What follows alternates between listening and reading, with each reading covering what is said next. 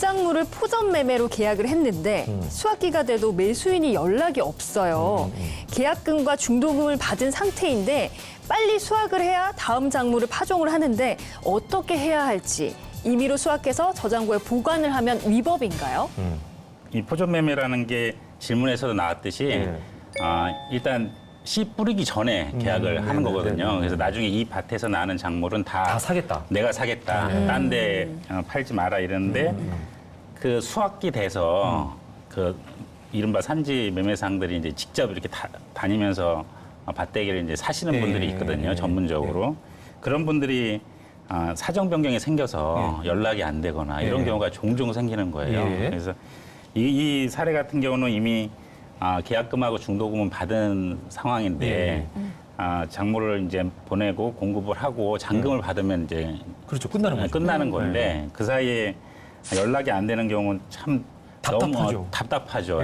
실제 좀만 지나면은 농작물이 시들 테니까요. 그렇죠. 또 상품성이 없어지니까 빨리 판단을 하셔야 되고요. 그러려면 보통 저희가 우선 연락이 계속 안 되면 내용 증명이든 문자든 보내서 언제까지 확답이 없으면 근거를 남겨놓고. 예, 근거를 남겨놓고 이 계약 당신한테 넘기기로 한 계약을 해지하겠다. 이때까지 연락이 안 되면 그런 다음에 여기서 말씀하신 것처럼 수확을 해서 다른 사람한테 뭐 판매를 하든지 저장고를 보관하든지 하면 되는데 저장고 보관의 문제가 또 생기죠. 저장고 보관료가 나가니까. 그렇죠. 예. 그래서 그런 부분까지 염두를 해서 농업인분들이 빠른 시기에 조치를 취하고 판단을 하셔야 돼요. 예, 그게 문제입니다. 그러니까 일단은 뭔가 서류상으로 근거를 좀 남겨서 내가 이렇게까지 조치를 했는데도 답이 없었기 때문에 나는 이렇게 적법하게 맞습니다. 사후에 처리를 했다. 뭐 이런 근거들이 좀 중요하겠네요. 예, 그래서 저희가 상담을 해보면 가장 좀 많이 아쉽거나 이런 부분들이 뭐냐면 말씀해 주신 것처럼 근거를 남기지 않으신 분들이 많아요. 그러면 뭐 습관 있는 분들이 뭐 많겠어요. 그렇죠. 특히 농사 짓는 분들 이런 뭐 계약이나 이런 거에 대해서 자주 다뤄보진 경험도 없으시기 때문에 그냥 연락했는데 연락 안 돼요. 그래서 그냥 제가 했어요. 뭐 이렇게 말로만 한다고. 그래서 나중에 나타나서 산지 수집상 분들이 왜 나한테 안 넘겼냐 이렇게 또 적반하장으로 문제 제기하는 경우도 있습니다. 자, 그런가 하면은 또 이제 얼마 전에는 사실 장마로 인해서 농작물 같은 경우에는 이제 피해가 많았지 않습니까? 네. 그러니까 이런 경우는 이제 매수인의 입장에서도 사실은 손해잖아요. 그렇죠. 천재지변으로 인해서 미리 이 중도금까지 지급을 한 경우인데 이런 경우에는 본인이 잔금을 치르더라도 사실은 농작물을 팔 수도 없는 상황이고 또 매도인의 입장에서는 사실은 이제 본인은 잔금만 받으면은 본인은 이제 손해가 없는 상황이고 이런 경우에 만약에 매수인의 입장에서는 계약금이라든지 중도금의 감액을 요구하거나 또는 이 계약을 좀 파기하자 뭐 이렇게 요구한다라고 하면 이런 경우는 어떻게 해야 됩니까? 예, 이런 경우가 실제 좀 종종 생기는데요. 많이 있을 것 같아요. 진짜 이런 경우는 둘 중 하나는 손해잖아요, 무조건. 그렇죠. 예. 그래서 대부분의 많은 케이스는 그렇게 끝까지 법률적인 분쟁으로 이렇게 가는 경우는 드물고요.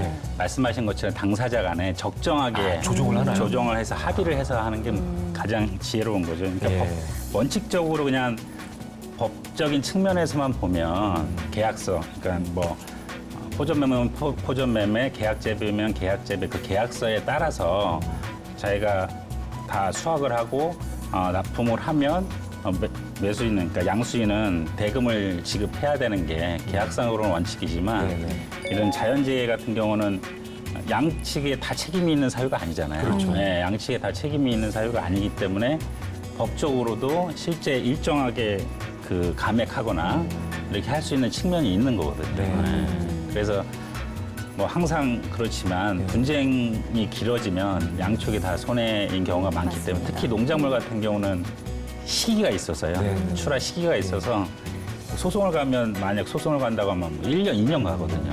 그러면 그 피해는 더 커질 수밖에 없기 때문에 보통은 원활하게 그 쌍방 간의 조정으로 그리고 그게 안 된다고 하면 뭐 조정센터나 이런 분쟁 조정 절차에서 법적으로도 좀 도움을 받으면서 조정을 할 수도 있습니다. 조금씩 손실을 나누자. 그렇죠. 뭐 이렇게 되는 거죠. 예, 맞습니다. 자, 그러면 이제 반대로 천재지변으로 인해서 농작물의 훼손이 있을 때 세금 부분에 있어서는 농업인들이 좀 혜택을 받을 수가 있나요? 네, 지금 변호사님께서 설명해 주신 것처럼 네네. 이제 그런 일이 있을 경우에 개인 간의 문제들이 많이 발생을 하잖아요. 네. 그러니까 당연히 이 세금을 걷어들이는 나라 입장에서는 그런 부분은 많이 편의를 봐줘야겠죠. 그래서 작년 말부터 이어진 그 코로나 사태로 인해서 실제로 이번에 그 상반기 부가세 신고 관련해서 네. 뭐 예정 고지를 면제해주거나 뭐 연기해주거나 이런 케이스들이 실제로 있었고요. 네.